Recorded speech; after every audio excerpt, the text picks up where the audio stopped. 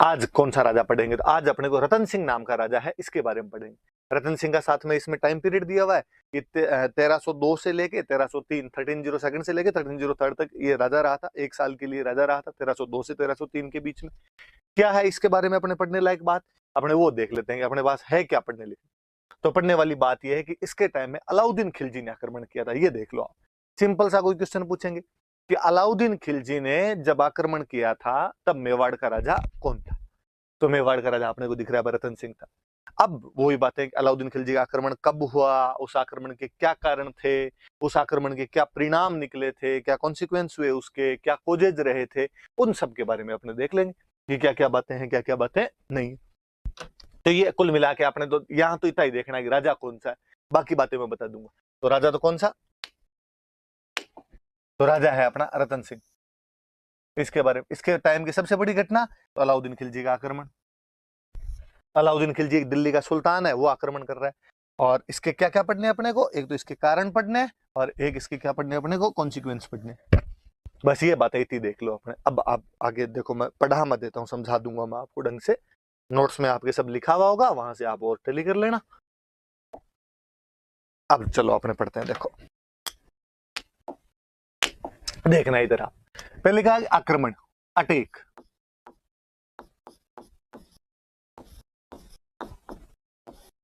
किसने किया? तो हमने वापस लिख रखा है कि अलाउद्दीन खिलजी। अलाउद्दीन खिलजी नाम का एक राजा था और उसने अटैक किया। कब किया? अभी ये याद रखने वाली बात, 1303। ये याद कर लेना, कोई क्वेश्चन यहां से बना लेगा कि अलाउद्दीन खिलजी ने चित्तौड़ पर आक्रमण कब किया था? तो 1303 में आक्रमण किया था। उस टाइम राजा कौन था? तो उस टाइम राजा रतन सिंह। स्वाभाविक सी बात है, कोई आक्रमण होगा तो उस आक्रमण के कुछ कारण होंगे। तो अलाउद्दीन खिलजी ने भी आक्रमण क्यों कर दिया? अपने इसके कोजेज देख लेते हैं, रीजंस देख लेते हैं इसके कि क्या कोजेज रहे होंगे इसके। देखो एक तो स्वाभाविक सा, एक सिंपल सा कारण होता है कि कोई भी एक राजा दूसरे राजा पे अटैक क्यों करेगा। इसका कारण ये कि कोई भी राजा अपने साम्राज्य का विस्तार करना चाहता है। सब में एम्बिशंस होते हैं कि वो जो अपना एम्पायर है उसको बढ़ाए, उसका और विस्तार करे, उसका एक्सपांशन करे। अलाउद्दीन खिलजी तो खुद यही चाहता था कि वो अपने साम्राज्य का विस्तार कर ले। और हम कहते हैं कि साहब, जो दिल्ली के मुसलमान राजा हुए थे उनमें अलाउद्दीन खिलजी पहला राजा है जो साउथ इंडिया भी चला गया था और साउथ इंडिया को भी जीतने की कोशिश करता है। तो आप देख लो, जो इतना साम्राज्यवादी राजा होगा, इतना ज्यादा एम्पेरियलिस्टिक पॉलिसी जो अपनाएगा, क्या वो दिल्ली के पास में राजस्थान को जीतने का प्रयास नहीं करेगा? तो वैसी बात है, करेगा। तो एक कारण तो ये था कि अलाउद्दीन खिलजी जो है, उसकी जो साम्राज्यवादी नीति थी, उसकी जो एम्पेरियलिस्टिक नीति थी, एम्पेरियलिस्टिक जो उसकी पॉलिसी थी, उसकी वजह से, साम्राज्यवादी नीति की वजह से वो चित्तौड़ को जीतना चाहता था। स्वाभाविक सी सीधी सी बात समझ में आ गई, इसलिए उसने आक्रमण किया था। बड़ा कारण हमेशा कोई अटैक लिखवा ले मेंस में, कभी आपको और दिमाग में आया नहीं है, एक तो ये पक्का ही चिपका देना, या इस वजह से करना चाहता था। और क्या कारण रहे होंगे? और जब हम किताबें पढ़ते हैं, उनमें कारण देखते हैं, तो अपने कारण मिलता है कि चित्तौड़ का स्ट्रेटेजिक इंपॉर्टेंस थी।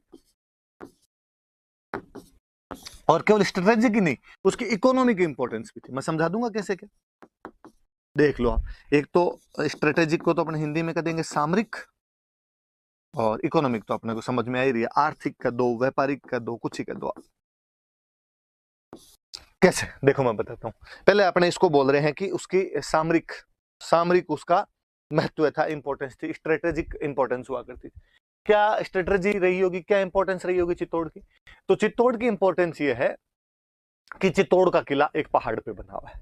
कल ही मैंने बताया था कि जैतर सिंह ने जब उसके टाइम में नागदा लूट लिया था, तो उसने कहा भाई साहब, प्लेन में राजधानी नहीं होनी चाहिए, राजधानी को ऐसी जगह हो, पहाड़ों के ऊपर हो, चारों तरफ से घिरा हुआ हो, ताकि जल्दी से दुश्मन आके कम से कम लूट तो नहीं सके, कोई आनिया बानिया आके लूट मार तो नहीं करके जा सके, इसलिए पहाड़ों में राजधानी बनाई हुई। तो चित्तौड़ का किला बड़ी ऊंचाई पर बना हुआ किला, बहुत चारों तरफ से बड़ा रैम्पार्ट बना हुआ उसका, बड़ी चौड़ी दीवार बनी हुई उसकी, और जल्दी से न तो कोई किले पर पहुंच सकता है, न कोई किले की दीवार को तोड़ सकता है। फिर और सुनो, आज भी आप कभी चित्तौड़ का किला देखने जाओ तो आप नोटिस करना, चित्तौड़ के किले की बाउंड्री इतनी बड़ी है, मतलब कि उसके अंदर एग्रीकल्चर तक होती है, वाटर रिसोर्सेज खूब सारे, कुंड वगैरह उसके अंदर बनाए हुए। इसका मतलब था कि यदि कभी जरूरत पड़ जाए, ऐसा लगे कि घेर लिया गया है, बड़ा आक्रमण हो गया है, तो आप अपनी पब्लिक को किले के अंदर ला के रख सकते हैं और अंदर खाने पीने की भी पूरी व्यवस्था की जाए। स्टोरेज है, तो स्टोरेज बहुत अच्छे थे और युद्धों के टाइम में स्टोरेज के बहुत अच्छा महत्व हुआ करता था। तो एक वो भी बड़ी बात थी, किस वजह से भी चित्तौड़ का महत्व बढ़ रहा था। अब अलाउद्दीन खिलजी को ये क्यों चाहिए? वो तो दिल्ली बैठा है, उसको चित्तौड़ में आगे क्या करना है? ये वो समय था जब भारत पर मंगोलों के आक्रमण हो रहे थे, मंगोल आक्रमणकारी थे, वो लगातार अटैक कर रहे थे। अलाउद्दीन खिलजी के टाइम में मंगोल एक दो बार तो दिल्ली के पास तक आ गए थे, इसलिए अलाउद्दीन को लगता था कि यार कल को खुदा ना खास्ता दिल्ली के अंदर घुस गए तो अपने क्या करेंगे? इससे अच्छा कोई एक ऐसा किला हो, ऐसा फोर्ट हो, चारों तरफ से रैम्पार्ट से घिरा हुआ हो, जिसमें जल्दी से दुश्मन घुस नहीं पाए। और वो आसपास में कोई नजदीक किला उसको दिख रहा था, तो वो चित्तौड़ का किला दिख रहा था। इसलिए चित्तौड़ के किले का स्ट्रेटेजिक इंपोर्टेंस है। याद रखना, कभी आपसे प्री में, मेंस में, इंटरव्यू में पूछ ले भाई चित्तौड़ का क्या सामरिक महत्व है, क्या स्ट्रेटेजिक इंपोर्टेंस है, बताना। कि पहाड़ी पर बना हुआ है, उसकी दीवार बहुत लंबी चौड़ी बनी हुई है जिसको तोड़ के जाना संभव नहीं है, उसके अंदर स्टोरेज की बहुत अच्छी सी संभावनाएं हैं।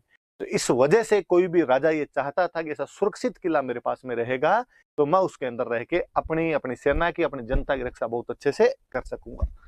एक बात और लिखी मैंने, इकोनॉमिक, आर्थिक। फिर अपने को लगता यार चित्तौड़ का क्या इकोनॉमिक इंपोर्टेंस रहा होगा? वापस सुनना, देखो अपने इंडिया में दो जगह, उत्तर भारत में बेसिकली नदर्न इंडिया जो अपना है, उत्तर भारत है, उसमें दो जगहों का बड़ा महत्व था इकोनॉमिकली। किस किस का? एक तो गुजरात का,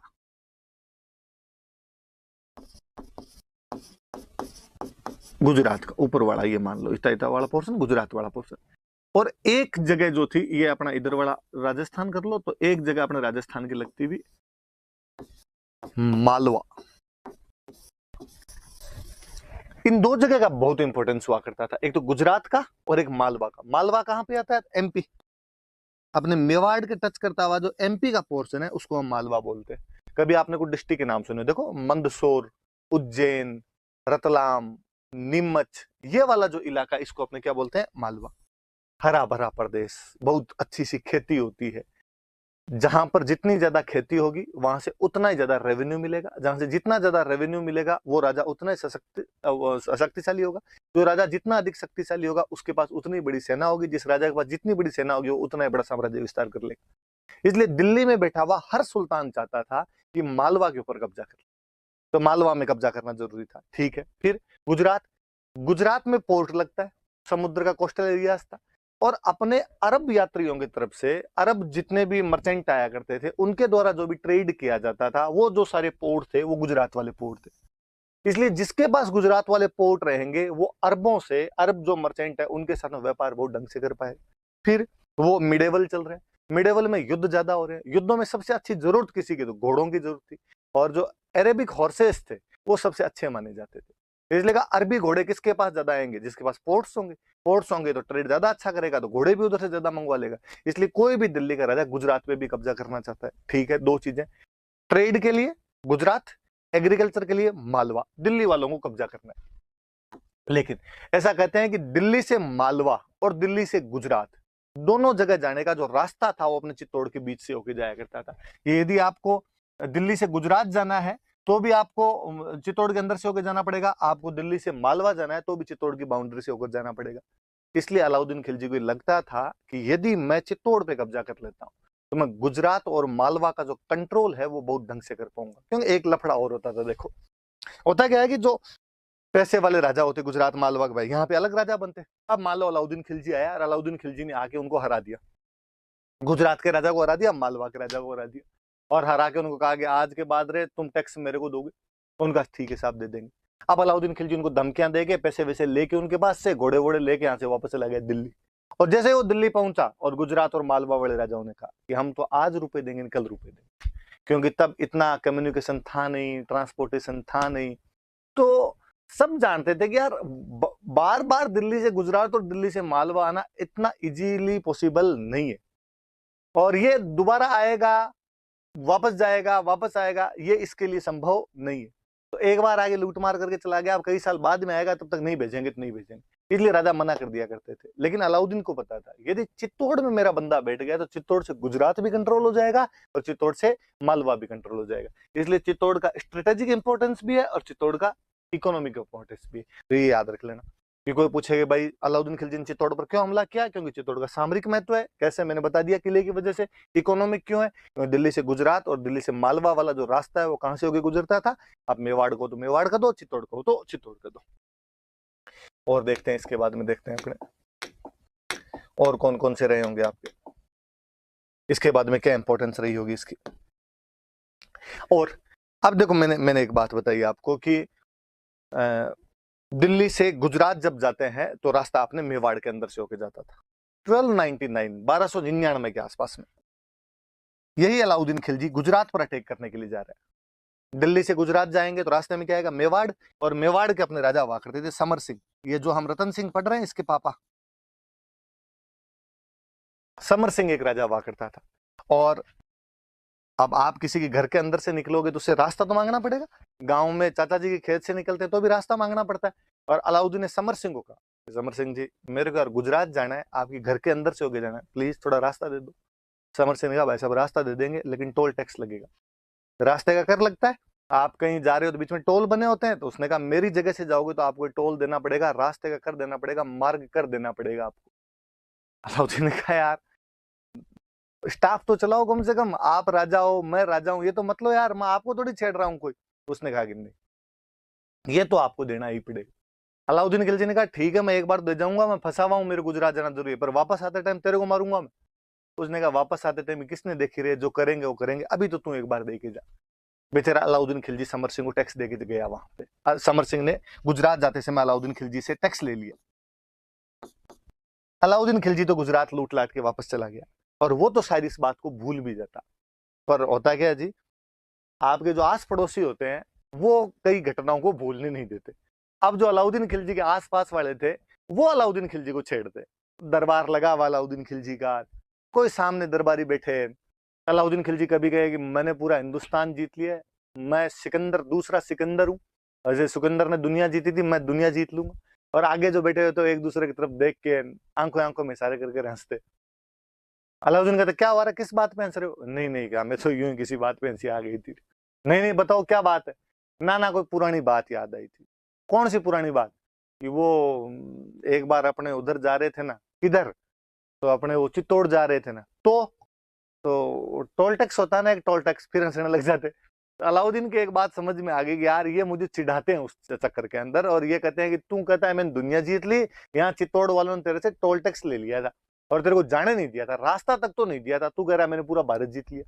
और अलाउद्दीन खिलजी ने कहा कि अब तो भाई इसका बदला लेना ही पड़ेगा। इसलिए अलाउद्दीन खिलजी के लिए प्रेस्टीज पॉइंट बन गया था। अलाउद्दीन खिलजी के लिए प्रतिष्ठा का सवाल था, सुल्तान के लिए नाक का सवाल बन गया था कि मैं चित्तौड़ को जीतूं। तो एक कारण ये भी कि अलाउद्दीन खिलजी ने इसे अपना प्रतिष्ठा का सवाल बना लिया था, इस वजह से भी चित्तौड़ को जीतना चाहता है। फिर आप एक चीज देखो, भूताला का युद्ध होता है।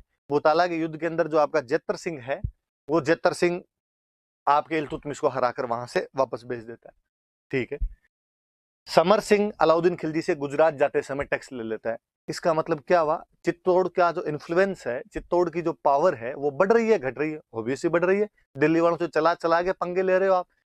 कौन राजा ये चाहेगा कि उसके नाक के ठीक नीचे किसी दूसरे राजा की और अहमियत इतनी ज्यादा बढ़ जाए, प्रभाव इन्फ्लुएंस इतना ज्यादा बढ़ जाए कि वो अपने को डिस्टर्ब करने लग जाए?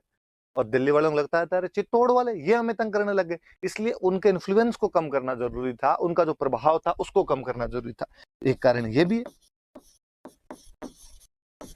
कि कहीं ना कहीं जो चित्तौड़ का इन्फ्लुएंस था वो बढ़ रहा था, मेवाड़ का इन्फ्लुएंस बढ़ रहा था और उस इन्फ्लुएंस को घटाना चाहते थे। मूल कारण तो यही है आपके। क्या कारण है? तो अलाउद्दीन खिलजी की जो एम्बिशंस थे, एम्परियलिस्टिक एम्बिशन थे, वो बहुत ज्यादा बढ़े हुए थे। और क्या कारण है कि चित्तौड़ स्ट्रेटेजिकली और इकोनॉमिकली बहुत स्ट्रांग पोजीशन पे था, जहां पे बैठ के गुजरात मालवा का जो ट्रेड और एग्रीकल्चर है उसको कंट्रोल किया जा सकता है, वहां से टैक्स इजीली लिया जा सकता है, और यहाँ पे बैठ के अपनी सेना की, परिवार की, जनता की रक्षा भी थोड़ी ढंग से की जा सकती है। किला बहुत अच्छी जगह पे बना हुआ है। एक सुल्तान ने उसे प्रेस्टीज पॉइंट बना लिया था। क्यों? क्योंकि जब वो 1299 में गुजरात अटैक के लिए जा रहा था तो चित्तौड़ का राजा था समर सिंह, और समर सिंह ने उससे टैक्स ले लिया था। फिर चित्तौड़ का प्रभाव बढ़ रहा है तो उसको घटाना है। फिर एक कारण जो आप सब जानते हो, आपने अखबारों में पढ़ा होगा, आपने फिल्मों के अंदर देखा होगा, ऐसी कहानियां हैं कि जो रतन सिंह था उसकी एक रानी थी पद्मिनी, उसकी क्वीन हुआ करती थी पद्मिनी नाम करके। और वो जो रानी पद्मिनी थी वो बहुत सुंदर थी, और ऐसी अपने पास में कई किंवदंतियां, कई कहानियां मैं और बता दूंगा। और अलाउद्दीन खिलजी उसको प्राप्त करना चाहता था, इसलिए उसने आक्रमण किया। हालांकि हमारे इतिहासकार मानते हैं कि ये बहुत गौण कारण है, मतलब आप इसको छोड़ सकते हो, आप इसको नेग्लेक्ट कर सकते हो, आप नहीं मानो तो भी चल जाए, क्योंकि अलाउद्दीन खिलजी ने पूरे भारत पर अटैक किए थे और सब जगह कोई पद्मिनियां थोड़ी थी। राजा के आक्रमण का कारण कम से कम लुगाइयां तो नहीं होती है, आक्रमण के कारण दूसरे रहे होते हैं, पर साथ में छोटा मोटा ये भी चल जाता थी। तो कभी आपसे प्री में कोई पूछ ले इनमें से कारण कौन सा था, कारण कौन सा नहीं था, तो याद रखना। मेंस में पूछ ले कि 1303 में अलाउद्दीन खिलजी ने जब हमला किया उसके कारण क्या क्या थे, तो आप सारे कारण बता देना, बता सकते हो आप सारे कारण। ये तो अलाउद्दीन खिलजी के आक्रमण के कारण 5 कारण लिखे हमने, 5 कॉजेज लिखे, ये 5 के 5 याद रखें। अब पद्मिनी की बात आई, मैं थोड़ी सी इसकी बात कर लेता हूँ, फिर मैं आगे की तरफ बढ़ूंगा। आगे बढ़ते हैं। देखो कारण बता दिए हमने, अब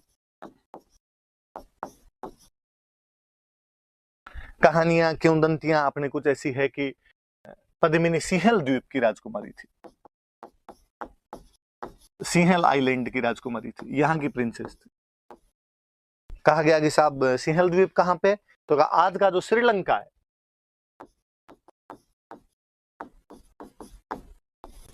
वहां की राजकुमारी थी। और यहाँ के कोई राजा थे गंधर्व सेन, और कोई रानी थी चंपावती, ये उनकी पुत्री थी गंधर्व सेन और चंपावती।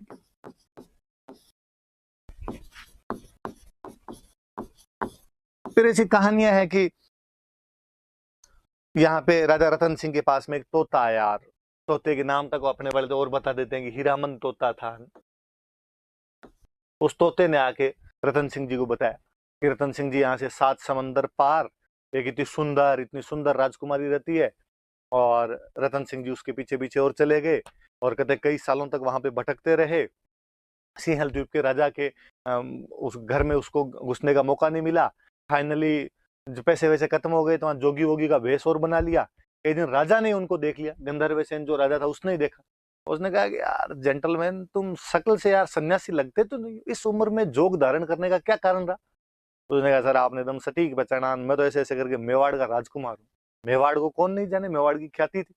और सिंहल द्वीप के राजा ने भी कहा क्या बात करते हो आप, मेवाड़ के राजा हो, फिर ऐसे क्यों भटक रहे हो, क्या कारण है इसका मुझे बताओ।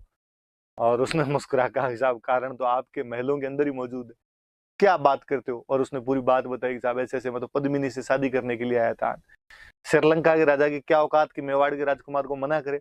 हमारे भारत का नक्शा जब लेके आते हैं, भारत का जब मैप लेके आते हैं, तो श्रीलंका का मैप फ्री के अंदर आ जाता है। तो उसने कहा साहब धन गड़ी धन भाग, आप मेरे राजकुमारी शादी करना चाहते हो। और उसने कहते पद्मिनी से शादी कर दी। रतन सिंह जी यहाँ आ गए, हंसी खुशी अपना जीवन यापन कर रहे थे, यहाँ पे पद्मिनी के साथ रह रहे थे। फिर आगे कहानी और, रतन सिंह जी के दरबार में एक विद्वान व्यक्ति रहता था, राघव चेतन नाम था उसका। राघव चेतन नाम करके कोई विद्वान व्यक्ति थे, पंडित जी थे, पढ़े लिखे थे। और राघव चेतन ने एक दिन ऐसा कहते हैं कि पद्मिनी को देख लिया, और पद्मिनी को देखते वो मूर्छित होकर गिर गया।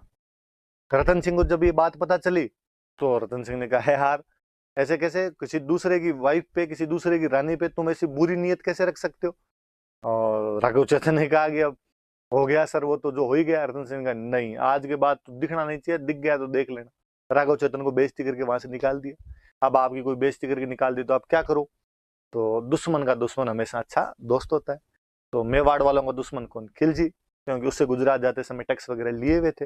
राघव चेतन गया अलाउद्दीन खिलजी के पास, और अलाउद्दीन खिलजी को जाके उसने बताया, और उसने पूरी बात बताई। साहब ऐसे ऐसे पद्मिनी की सुंदरता के बारे में बताया, पद्मिनी पानी पीती है तो यहाँ से दिखता है, उसके कंठों से दिखाई देता है। और कहता है अलाउद्दीन खिलजी को जब ये बात पता चली तो अलाउद्दीन खिलजी ने यहाँ पे आक्रमण कर दिया था। ऐसी कई कहानियां किंवदंतियां आपने चलती है कि ऐसी कोई बात भी थी, और मैं इसके बारे में और बात करूंगा। तो ये पद्मिनी की थोड़ा सा याद रखना कि अपने कोई क्वेश्चन पूछे तो कि भाई ये सिंहल द्वीप की राजकुमारी थी, और पिताजी का नाम गंधर्व सेन था, माताजी का नाम चंपावती था। अलाउद्दीन खिलजी को उसके बारे में कौन बताता है, तो अलाउद्दीन खिलजी को उसके बारे में किसने बताया था, तो राघव चेतन नाम के व्यक्ति ने बताया था। आगे की कहानी ये कहती है कि अलाउद्दीन खिलजी यहाँ पे आया, अलाउद्दीन खिलजी ने आगे यहाँ पे घेरा डाला, और आगे रतन सिंह को कहा कि मुझे तुम्हारी रानी पद्मिनी चाहिए। राजा ने कहा यार ऐसे कैसे हो सकता है, कोई वस्तु थोड़ी है कि एक तू रख ले और एक मैं रख लूं, या मेरे वाली तेरे को दे दी जाए, ये मेरी रानी है, तो ऐसे कैसे बात कर सकता है? तो अलाउद्दीन ने कहा मैं जबरदस्ती ले जाऊंगा। वापस उसी पॉइंट पे ही मैंने बताया कि चित्तौड़ का किला बहुत मजबूत था, जल्दी से अंदर नहीं घुस सकते थे, और कहते राजा ने अपना किला बंद करवा के राजा अंदर बैठ गया। अलाउद्दीन खिलजी को लगा कि यार अंदर घुस ही नहीं पाएंगे, तो फिर उसने एक जाल फेंका और उसने कहा कि चलो मैं आपसे संधि करने के लिए तैयार हूँ, जो हो गई वो तो बात हो गई, और अपने आप नई लड़ाई करेंगे। और कहते हैं कि अलाउद्दीन खिलजी को संधि के लिए बुलाया गया, खाने के लिए बुलाया गया। वहां जो अलाउद्दीन खिलजी बैठा हुआ था और उसके सामने एक शीशा लगा हुआ था, नीचे एक पौंड बना हुआ था, तालाब बना हुआ था। पद्मिनी उस शीशे के जैसे आगे आई, उसकी जो प्रति छाया थी, उसकी जो छाया दिखाई देती है, प्रतिकृति दिखाई देती है, वो तालाब के अंदर दिखाई देती है। और अलाउद्दीन खिलजी उसको देख के यूं बड़ा मोहित होता है। कहते हैं जब वापस अलाउद्दीन खिलजी जा रहा था तो रतन सिंह उसको सी ऑफ करने के लिए नीचे तक गया, उसको लगाया अब तो संधि हो ही गई। और नीचे जाते अलाउद्दीन खिलजी बड़ा घाघ आदमी था, जगीरा की तरह कमीनापन कूट कूट के भरा हुआ था उस आदमी, और उसने रतन सिंह को गिरफ्तार कर लिया। और उसने कहा कि जब तक मेरे पास पद्मिनी नहीं आएगी तब तक रतन सिंह को नहीं छोड़ा जाएगा। पद्मिनी के लेंगे। पद्मिनी जितनी सुंदर थी उतनी बुद्धिमान महिला थी, और ऐसा कहा जाता है कि पद्मिनी के एक भैया थे और उन भैया का नाम था गोरा। एक पद्मिनी का भतीजा था और उस भतीजे का नाम था बादल। दोनों आपस में भी काका भतीजा थे। पद्मिनी ने इनको बुलाया, इनको बुला के समझाई कि ये बात है, क्या किया जाना चाहिए। इन्होंने प्लानिंग की और प्लानिंग करके कहा कि ठीक है। अलाउद्दीन के पास मैसेज करवाया, अलाउद्दीन के पास मैसेज करके कहा कि पद्मिनी तुम्हारे पास आने के लिए तैयार है, पर पद्मिनी अकेली नहीं आएगी, उसके साथ में उसकी दासियां भी आएगी। उसने कहा कोई नहीं, ठीक है आप तो भेज दो, दासियों को भी भेज दो। तो कहते हैं कि पद्मिनी जब जा रही थी तो रानी हमेशा पालकी के अंदर बैठ के जाती, 4 जने उठाते, वो कहार उठाने वाले होते, तो वो आगे की पालकी में तो पद्मिनी को बिठाया, पीछे की पालकी में जिनमें महिलाओं को बिठाना था उनके अंदर सारे के सारे शस्त्रधारी योद्धा बिठा दिए, सोल्जर्स बिठा दिए। वहां गए और नजदीक जाके वापस का कि पद्मिनी अंतिम बार रतन सिंह से मिलना चाहती। अलाउद्दीन का यार मिला दो यार, कैंप पड़ा कहीं पे साइड में, मिला दिया जाए इसको। और कहते हैं कि पद्मिनी वहां जब रतन सिंह के पास पहुंचे तो पद्मिनी जितनी सुंदर थे, जितनी बुद्धिमान थे, उतनी वीर महिला और थी। और उसने आसपास जो 5-7 बॉडीगार्ड खड़े थे उनको मार दिया और रतन सिंह को लेकर वहां से भाग गई। जब तक अलाउद्दीन खिलजी को नहीं समझ में आता कि हमारे साथ में धोखा हुआ है, वो लड़ने के लिए तैयार होते, इधर गोरा और बादल अपनी सेना लेके तैयार खड़े थे। कहते हैं गोरा और बादल उनके साथ लड़ाई करते हैं। गोरा तो उस लड़ाई में काम आ जाता है, वीर गति को प्राप्त हो जाता है, शहीद हो जाता है। बादल सेना को लेके वापस आ जाता है, किले के अंदर घुस जाते हैं। अब अलाउद्दीन को बड़ा गुस्सा है। अलाउद्दीन ने कहा हाँ हाँ ठीक किया आपने, तो रतन सिंह को लेके और चले गए। और आपने कहा अब तो मैं तुम्हें मार के जाऊंगा यहाँ से। और उसने कहते 8 महीने का घेरा डाल दिया था चित्तौड़ किले के बाहर। अब जब इतना लंबा घेरा चला तो किले के अंदर का अनाज और पानी समाप्त होने लग गया था, जो स्टोरेज थे वो खत्म होने लग गए थे। अपने यहाँ पे राजपूत राजाओं में एक और बड़ा जोरदार सी विशेषता हुआ करती थी कि जब भी किले का स्टोरेज खत्म हो जाए, जब भी फोर्ट का अन्न पानी समाप्त हो जाए, तो एक टर्म होती है साका। उस समय जो युद्ध किए जाते थे उन युद्धों को बोलते थे साका। अब कहा गया कि भाई अब 2 चीजें देखो। पहली बात तो ये कि ऐसा कब किया जाता, ये किले के अंदर बंद करने वाली व्यवस्था कब आती, जब ये लगता है कि दुश्मन की सेना बहुत बड़ी है, अपनी सेना कमजोर है, सीधी सीधी लड़ाई के अंदर डायरेक्ट यदि फाइट करेंगे तो उसके अंदर जीत नहीं पाएंगे।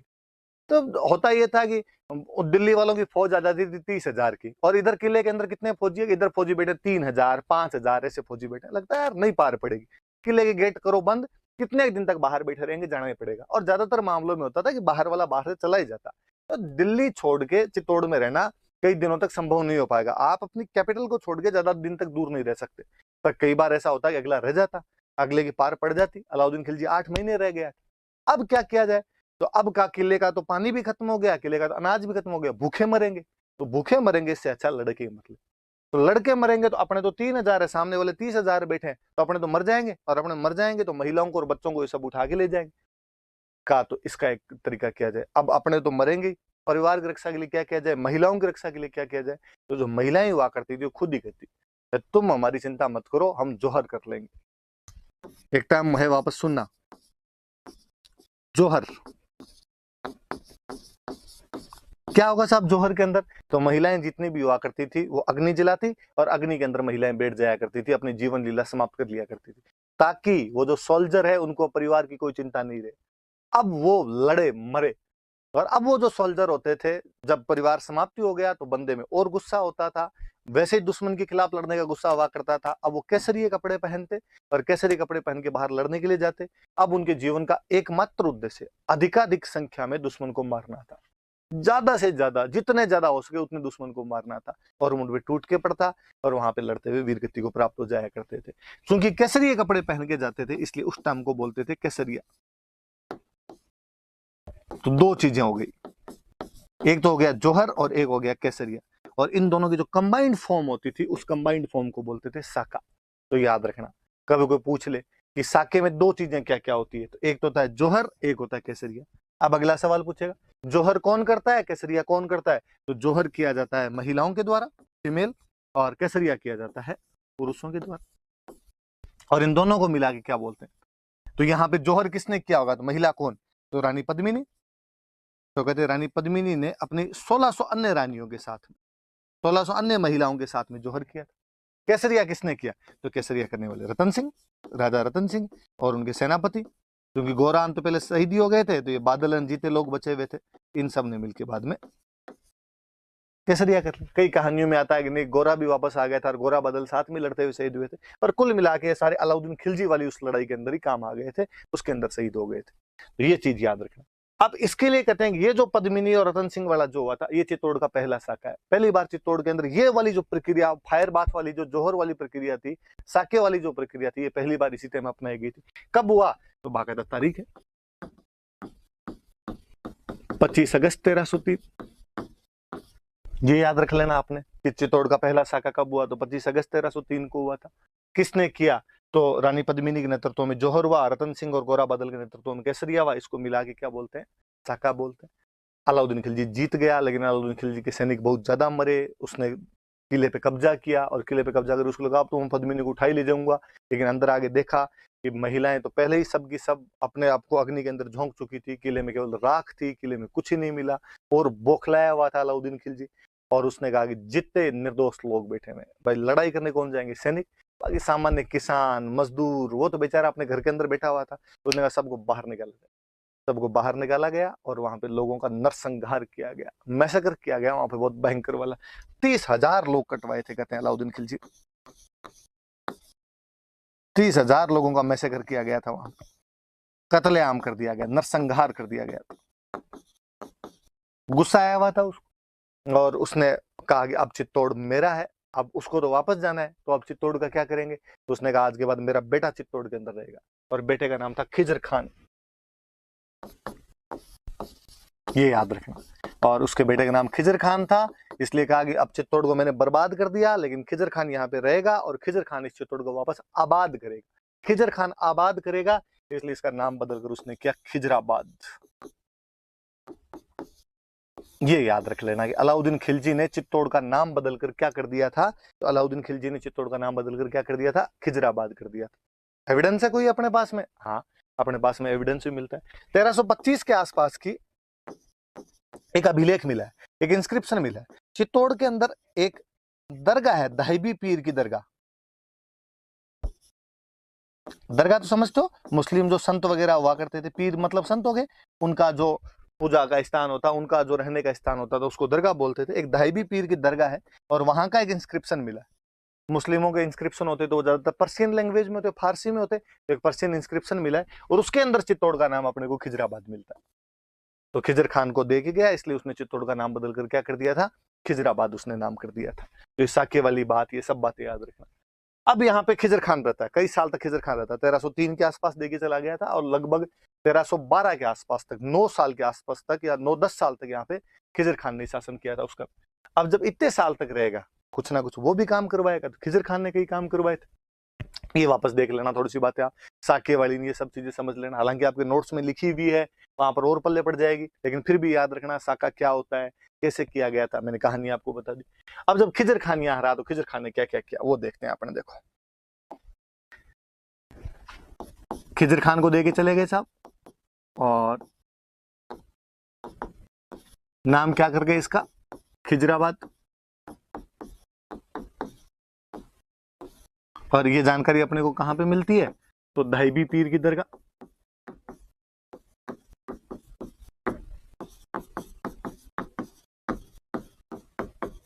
दहबी पीर की दरगाह के अंदर ऐसा लिखा हुआ, उस अभिलेख में, उस इंस्क्रिप्शन के अंदर ये लिखा हुआ। खिजर खान यहाँ रहा तो एक तो चित्तौड़ के किले के पास एक नदी निकलती है गंभीरी, एक रिवर है गंभीरी, याद रखना। आगे जब चित्तौड़ का किला पढ़ेंगे वापस ये बात काम आएगी, और हम पढ़ेंगे कि चित्तौड़ का किला कौन सी नदी के किनारे, तो गंभीरी नदी के किनारे। और उसने यहाँ पे एक ब्रिज बनवाया था, पुल का निर्माण करवाया था। फिर जैसे हिंदुओं में होता था कि कोई व्यक्ति की मृत्यु हो जाती तो उसकी याद में छतरियां बनाते थे, कैनोपीज बनवाया करते थे। वैसे ही मुस्लिम जो हुआ करते थे, वो किसी की मृत्यु हो जाती तो वहां पे जो टॉम बनवाते, मकबरे बनवाया करते थे। तो खिजर खान ने भी यहाँ पर एक मकबरा बनवाया था, टॉम बनवाया था, मकबरे का निर्माण करवाया था। और अभी भी जैसे होता है कि आप तो क्या एग्जांपल दूं, अस्पताल बनवाया, किस सरकार ने अस्पताल बनवाया, तो बाकायदा वहां पे लिखेंगे। जैसे अभी थोड़े दिन पहले की बात है कि अखबारों के अंदर और हमने पढ़ा कि अटल एक टनल बनाई गई है ना, हिमाचल प्रदेश में कहीं भी टनल बनाई गई, तो अब वहां पे बोर्ड लगेगा और उस बोर्ड में आएगा कि टनल का निर्माण इस सरकार के कार्यकाल में हुआ था, प्रधानमंत्री ने इसका उद्घाटन किया था, इस कार्यक्रम में ये लोग उपस्थित थे, ये काम अब शुरू हुआ था, ये काम अब खत्म हुआ था।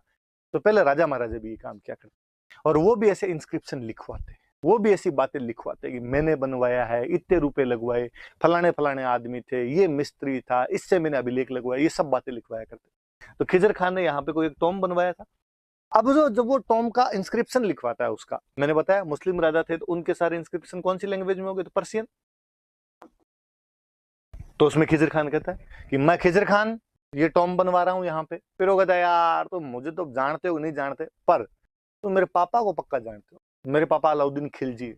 फिर वो अलाउद्दीन खिलजी खूब सारी तारीफें करता है, और अलाउद्दीन खिलजी के लिए कहता है, अपने पापा के लिए कहता है कि वो सेकंड सिकंदर है,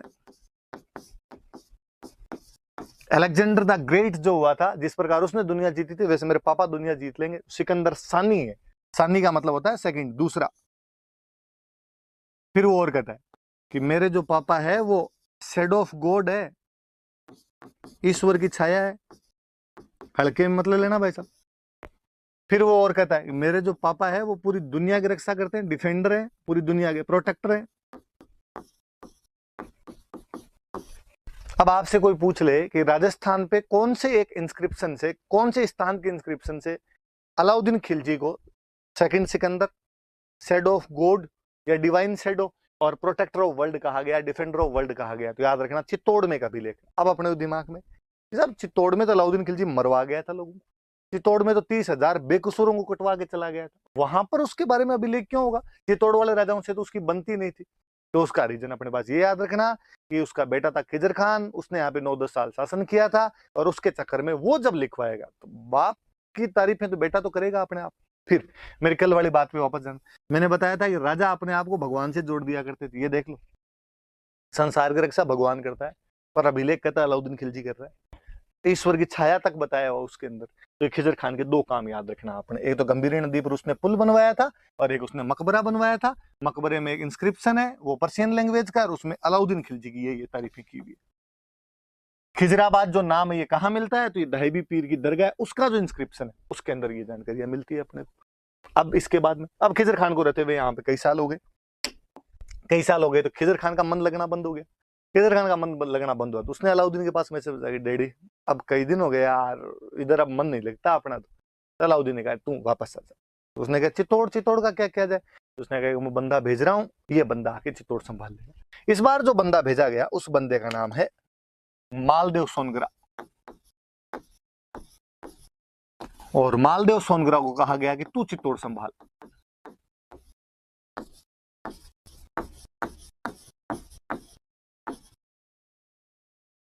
इसको भेज दिया। मालदेव सोनग्रा के यूं बड़ी बड़ी मूछें और दाढ़ी थी, इसलिए इसका नाम पड़ गया मुछड़ा मालदेव, मूछों वाला मालदेव कहने लगे इसको। अब बात है ये कौन, मालदेव सोनग्रा कौन? मैं थोड़ा आगे पढ़ाऊंगा आपको, तब आपके दिमाग में आ जाएगा, या आपने कभी सुना होगा तो आ जाएगा। मैं थोड़ा सा बता देता हूँ। यहाँ अलाउद्दीन खिलजी ने जैसे 1303 में चित्तौड़ पर अटैक किया था, वैसे 1311 में वो जालोर पर अटैक करता है। और जालोर में एक राजा हुआ करता था कानड़ देव सोनग्रा। ये सोनग्रा चौहान होते हैं भाई, कानड़ देव सोनग्रा, और इसका बेटा था वीरम देव सोनग्रा। ये दोनों लड़ते हैं और लड़ते हुए वो इनको भी दोनों बाप बेटों को साका करना पड़ता है। यहाँ पर भी 1311 में जालोर के अंदर साका होता है और ये सब लड़ते हुए मारे जाते हैं। कहते मालदेव सोनग्रा उसके अंदर जिंदा बच जाता है। ये कानरदेव सोनग्रा का भाई था, इसका ब्रदर था। कोई तो कहते हैं जिंदा बच जाता है, कोई कहते हैं कि नहीं कानरदेव ने उसको पहले से ही बाहर निकाल दिया था। अब जालोर पे अलाउद्दीन खिलजी ने कब्जा कर लिया, पर मालदेव सोनग्रा बिगाड़ करे। वो अब जो अपनी छोटी मोटी जो भी आर्मी उसने बना रखी वो आए, अटैक करे, अलाउद्दीन खिलजी की सेना को नुकसान पहुंचाए। फाइनली एक दिन अलाउद्दीन खिलजी की सेना ने उसको पकड़ लिया, गिरफ्तार करके दिल्ली ले गए। तो उसका क्या चाहिए, तू क्यों डिस्टर्ब करता है हमें? उसने कहा यार हमारा राज्य जालोर था, तुमने हमारा राज्य छीन लिया। तो अलाउद्दीन ने उसको कहा देख तेरे को जालोर तो मैं दूंगा नहीं, पर मैं तेरे को और ढंग की जगह दे देता हूँ राजस्थान, तू उधर चला। कौन सी? तू चित्तौड़ चला। तो खिजर खान के बाद में अलाउद्दीन खिलजी ने चित्तौड़ किसी को दिया था, तो वो आदमी कौन था? तो मालदेव सोनग्रा। याद रह जाएगी बात। तो उसके बाद ये मालदेव सोनग्रा को दे दिया गया था। तो वो जो 1303 वाला आक्रमण था उसके प्रभाव ये है, उसके कारण ये है कि 1303 में आक्रमण किसने किया? अलाउद्दीन खिलजी ने। कारण क्या क्या थे? तो कारण मैंने बता दिए। अलाउद्दीन खिलजी की इंपीरियलिस्टिक पॉलिसी है, चित्तौड़ का स्ट्रेटेजिक और इकोनॉमिक इंपॉर्टेंस है, चित्तौड़ का इन्फ्लुएंस बढ़ रहा है। समर सिंह ने गुजरात जाते टाइम अलाउद्दीन खिलजी से टैक्स ले लिया, इसलिए अलाउद्दीन खिलजी के लिए प्रेस्टीज पॉइंट है। और अलाउद्दीन खिलजी कहीं ना कहीं रानी पद्मिनी को भी प्राप्त करना चाहता है। मैंने रानी पद्मिनी के बारे में आपको बताया कि वो सिंहल द्वीप की राजकुमारी मानी जाती है, गंधर्व सेन और चंपावती की पुत्री मानी जाती है। राघव चैतन्य ने उसके बारे में अलाउद्दीन खिलजी को जाके बताया था। अलाउद्दीन ने आक्रमण किया तो यहाँ पर अपने साका हुआ 1303 में 25 अगस्त को साका हुआ। साके में फिर मैंने बताया दो बातें होती थी, एक होता था जौहर, एक होता था केसरिया। महिलाएं जौहर करती थी, तो पद्मिनी, न केवल पद्मिनी बल्कि 1600 रानियों ने उसके साथ में जौहर किया। और रतन सिंह और गोरा और बादल उसके सेनापति थे, उनके नेतृत्व में यहाँ पर क्या कर लिया गया? केसरिया कर लिया गया था उनके नेतृत्व में यहाँ पे। और अलाउद्दीन खिलजी ने जब देखा कि अंदर कुछ ही नहीं मिला उसको, तो उसने 30,000 लोग कटवा दिए थे, चित्तौड़ पे कब्जा कर लिया था। नाम बदल के खिजर खान को दिया, इसलिए नाम बदल के खिजराबाद कर दिया। खिजर खान ने गंभीरी पर पुल बनवाया, एक मकबरा बनवाया। मकबरे के अंदर जो अभिलेख है उसमें अलाउद्दीन खिलजी की तारीफें की हुई। वहां पर चित्तौड़ में 1325 का दाहिबी पीर का अभिलेख और है, अलग एक फारसी का अभिलेख है, उसमें चित्तौड़ का नाम अपने को खिजराबाद मिलता है। खिजर खान के बाद में ये मालदेव सोनग्रा को दे दिया था। मालदेव सोनग्रा की बड़ी बड़ी मुछें थी, इसलिए उसका नाम क्या मिल जाता है? मुछड़ा मालदेव मिल जाता है। ये तमाम बातें हमने पढ़ी। और इसके बाद थोड़ी सी आगे और चलते हैं अपने। तो ये सारी जानकारियां 1303 वाले। अब अपने को जानकारियां मिलती कहां से? तो एक तो अलाउद्दीन खिलजी का एक कोर्ट स्कॉलर है, उसका एक दरबारी इतिहासकार है, उसके कोर्ट में एक स्कॉलर रहता था, आप सबने नाम सुना होगा, अमीर खुसरो। अमीर खुसरो नाम करके स्कॉलर हुआ है, एक विद्वान व्यक्ति हुआ है, उसके दरबार के अंदर रहा करता था। चित्तौड़ वाले हमले में साथ में था, मतलब आंखों देखा वर्णन है, लाइव कमेंट्री की इस बंदे ने। और इस बंदे ने किताब लिखी, खजाइन उल फुतूह है। खूब सारी किताबें, आप जब मिडाइवल पढ़ोगे तो और कई सारी किताबों के बारे में पढ़ेंगे, पर इसकी किताब है खजाइन उल फुतूह है, या उसका एक नाम और है तारीख अलाई। देखो तारीख का मतलब होता है हिस्ट्री, अलाई का मतलब होता है अलाउद्दीन। तो तारीख अलाई मतलब अलाउद्दीन का इतिहास लिखा हुआ, अलाउद्दीन की हिस्ट्री लिखी हुई। और इसके अंदर वो इस आक्रमण के वर्णन करता है। 30,000 लोग कटवा दिए, ये खुद अलाउद्दीन का एक इतिहासकार है, वो लिख रहा है कि साहब 30,000 मारे थे वहां पे, मजा आ गया था हम इन सबको मार के वहां पे। ऐसी कई बातें अमीर खुसरो ने लिखी। तो कोई आपसे पूछ ले कि कौन सी बुक है उसी टाइम की, कौन सी बुक है जो इस आक्रमण के बारे में बताती है, तो खजाइन उल फुतूह है। नाम याद करना, ये फारसी नाम होते हैं, 2-3 बार जीभ से बोल के देखना, एक बार टंग पे चिपक जाएंगे, जीभ पे चिपक जाएंगे तो याद हो जाएंगे। 2-3 बार खजाइन उल फुतूह है, खजाइन उल फुतूह है, खजाइन उल फुतूह है बोलोगे तो याद हो जाएगा। तारीख ए अलाई एक उसका नाम, ये मैंने बता ही दिया। तारीख मतलब होता है हिस्ट्री और अलाई का मतलब अलाउद्दीन, तो अलाउद्दीन का इतिहास नाम से हो जाता है। फिर वो जो मैंने अभी कहानी सुनाई थी आपको कि पद्मिनी सिंहल द्वीप की राजकुमारी थी, ये कहानी किसने लिखी, क्या लिखी? ये कहानी लिखने वाला आदमी है मलिक मोहम्मद जायसी। एक कवि हुए हैं मलिक मोहम्मद जायसी। अपने यूपी में एक जगह पड़ती है जौनपुर, अवध, अवध वाला जो इलाका, अयोध्या के आसपास का इलाका है, वहां के कवि मलिक मोहम्मद जायसी। आगे बढ़ेंगे हम शेरशाह सूरी। शेरशाह सूरी के कंटेम्प्ररी एक ये पोइट हुए थे, और इन्होंने ये पद्मावत नामक एक बुक लिखी थी अवधी लैंग्वेज में, चूंकि अवध के थे तो अवधी लैंग्वेज में 1540 के। ये बुक इन्होंने एक पद्मावत नाम की इन्होंने एक बुक लिखी थी। किसने लिखी? तो मलिक मोहम्मद जायसी ने। कब लिखी? तो 1540 में। कौन सी भाषा में? तो अवधी। कौन सी बुक लिखी? तो पद्मावत। और इसमें ये सारी कहानियां इन्होंने लिखी। और ये कहानी, ये कविता, काव्य है, पोइट्री है अपने आप में। और ये पोइट्री इतनी ज्यादा पॉपुलर हुई कि बाद में जितने इतिहासकार है उन सब ने इसको थोड़ा बहुत फेर बदल करके लिखा। और वो भले ही आपके नैन्सी कह दो, वो भले ही आपके अबुल फजल कह दो, वो भले ही आपके आपके कर्नल जेम्स टोड कह दो, जो भी बड़े बड़े से हुए उन सब ने कहीं ना कहीं इसका जिक्र किया। उन सब ने इसके बारे में थोड़ा बहुत बात कहीं ना कहीं लिखी है। एक सूर्यमल मिशन अपने जो इतिहासकार में वो डिनाई जरूर करते हैं इसको, निजा फर्जीवाड़ा है क्या तुम्हारा। बाकी किसी ने नाम चेंज कर दिया, किसी ने कहानी चेंज कर दी, बाकी ऐसी बातें सबने जरूर लिखी। इतनी पॉपुलर चीज हुई थी। पर दिक्कत ये हुई कि यार किंवदंतियां, जनश्रुतियां, फोक लोर कहानियां चलती है समाज के अंदर, बनती बिगड़ती रहती है, हम सुनते हैं उनके बारे में। पर उनमें हिस्टोरिकल फैक्ट है या नहीं है, ये इतिहासकारों को देखना पड़ता है। इसके साथ दिक्कत ये हुई कि लोगों ने इस पोइट्री को हिस्ट्री मानना शुरू कर दिया और लोगों ने इस कहानी को इतिहास के रूप में पढ़ाया जाना शुरू कर दिया, इसको सुनाया जाना शुरू कर दिया इतिहास के रूप में। और यहाँ पे जाके लफड़ा करते हैं। आप कविता को हिस्ट्री नहीं बना सकते। हम कहते हैं जहां ना पहुंचे रवि वहां पहुंचे कवि, कि कवि कल्पनाएं करता है, कवि इमेजिनेशन करता है, अपने घोड़े दौड़ाता है और ऐसी ऐसी घटनाओं को जोड़ के लिख देता है जिनका वास्तव में कोई अस्तित्व, एग्जिस्टेंस नहीं रहा होगा। और इसी एग्जिस्टेंस के अंदर वो लिख गया कि वो सिंहल द्वीप की राजकुमारी थी। अपने को आज भी लगता है यार, श्रीलंका की राजकुमारी और मेवाड़ का राजा गया शादी करने के लिए, फिर तोता आया, तोते के पीछे चला गया। 1302 से 1303 एक साल का जिसका शासनकाल है, वो कहते हैं 7 साल तक वहां पे भटकता रहा था, फिर पद्मिनी को लेके आया था।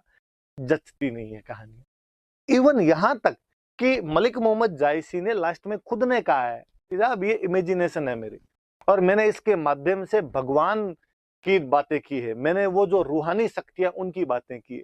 परंतु वहां तक कौन जाए, हम सब ने उसको हिस्ट्री मान के पढ़ना शुरू कर दिया। इसलिए अपने दिमाग में आज भी सिंहल द्वीप का हमने श्रीलंका बना दिया। भगवान जाने उसने सिंहल द्वीप क्या माना था, क्या नहीं माना था। मुझे तो आज ही बड़ा अजीब सा लगता है कि यार पद्मिनी की सुंदरता का इतना वर्णन किया हुआ है, ये इतनी वो, और वो वैसे ही वर्णन, वैसे गोरे रंग की थी, उसको जब पानी पीती थी यहाँ से पानी दिखता था। मुझे लगा कि यार हिस्टोरियन को थोड़ा सा जलवायु का तो ध्यान देना था।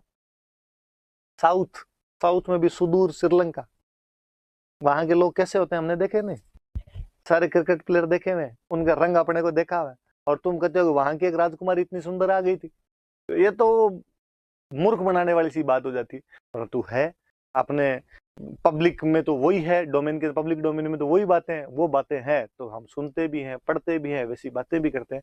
परंतु अपने याद रखना, मलिक मोहम्मद जायसी हिंदी लिटरेचर का सब्जेक्ट हो सकता है, मलिक मोहम्मद जायसी हिस्ट्री का सब्जेक्ट नहीं हो सकता। पद्मावत जो है वो एक पोइट्री है, बहुत अच्छी अवधी भाषा की पोइट्री है, उसमें नो डाउट, कोई उसमें संदेह, उसमें शक शुबा करने की आवश्यकता नहीं।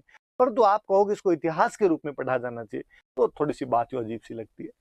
और फिर एक दिक्कत और हुई, इन्होंने मलिक मोहम्मद जायसी वाली बात को इतना ज्यादा उठा के रख दिया कि अपने जो लोकल चीजें थी उनको भुला दिया गया। अपने जो लोकल जनमानस की अपनी जो कहानियां, राजस्थानी जो सोर्सेज है, राजस्थान लिटरेचर के जो सोर्सेज है, वो दूसरी बात कहते हैं। राजस्थान लिटरेचर वाले अपने कहते हैं कि साहब वो पुगल की राजकुमारी थी। बीकानेर के अंदर एक जगह पड़ती है पुगल, और पुगल की राजकुमारी थी। और बाकायदा अपने तो कहानियां हैं, ऐसे दोहे बने हुए हैं कि पुगल का पुनपाल भाटी नाम करके कोई बंदा था, उसकी बेटी थी, उसकी शादी की हुई थी। दोहा है अपने तो कि पुगल गडरी पद्मणी तू रानी सिर मोड़, जैसलमेर जलम लियो परणी गढ़ चित्तौड़। कि पुगल गढ़ की पद्मणी तू रानी सिरमोड़, कि तू सभी रानियों में सिरमौर है, सर्वोपरि है। जैसलमेर जलम लियो, उस समय पुगल जैसलमेर रियासत का भाग हुआ करता था। और कहते पुनपाल भाटी पहले जैसलमेर में थे, लेकिन बाद में उनको पुगल का ठिकाना मिल गया था, इसलिए पुगल आ गए थे। तो जैसलमेर जलम लियो, कि पैदा तू जैसलमेर में हुई थी, परनीगढ़ चित्तौड़, और तेरी पर शादी तेरी कहां जाके करवाई है, ठीक चित्तौड़ के अंदर। आज भी गांव के अंदर वो सुंदर लड़की हो, या किसी ग्रामीण से किसी सुंदर लड़की के बारे में बताना हो, सुंदर महिला की विशेषता बतानी हो, तो पुगल की पद्मणियों से तुलना की जाती है। अरे वो कितनी सुंदर है, वो तो पुगल की पद्मणी की तरह सुंदर है। तो आज भी पुगल की पद्मिनियां फेमस है। पर भगवान जाने ये सिंहल द्वीप कहाँ से लाए। मुझे तो लगता है यार मलिक मोहम्मद जायसी ने बेचारे ने पुगल ही सुना होगा, लेकिन ठेठ बीकानेर बॉर्डर से यूपी तक जाता जाता पुगल उसके सिंगल बन गया था। और उसने सिंगल लिखा है, सिंगल को अपने वालों ने सिंहल कर दिया, सिंहल वालों को यहाँ तक लाते लाते अपने वालों ने उसका श्रीलंका बना के रख दिया। तो ये ऐसे बातें जोड़ दी गई, बाकी सच्चाई वाली ज्यादा बातें है नहीं। ज्यादातर ने स्वीकार किया, किसने स्वीकार नहीं किया तो आपने ध्यान रख लेना, ये सूर्यमल मिश्र ने स्वीकार नहीं किया। अपने बूंदी के हिस्टोरियन में और पढ़ेंगे इनके बारे में आगे अपने। और अब देखो एक और अपनी बुक्स है ना, कई बार है ना इनको मिश्रण लिख देती है, तो भाई ये मिश्रण नहीं है, ये मिश्रण है, सूर्यमल मिश्रण। तो ये सारी बातें आप याद रख लेना कि क्या क्या चीजें हैं, क्या क्या नहीं है। और पढ़ेंगे हम आगे, जैसे जैसे बातें आएगी कई तो इनके बारे में और चलती रहेगी चर्चाएं, पर अभी रतन सिंह के बारे में इतनी सब बातें आप याद रखना। चलो अब आगे बढ़ते हैं, आगे क्या है ये तो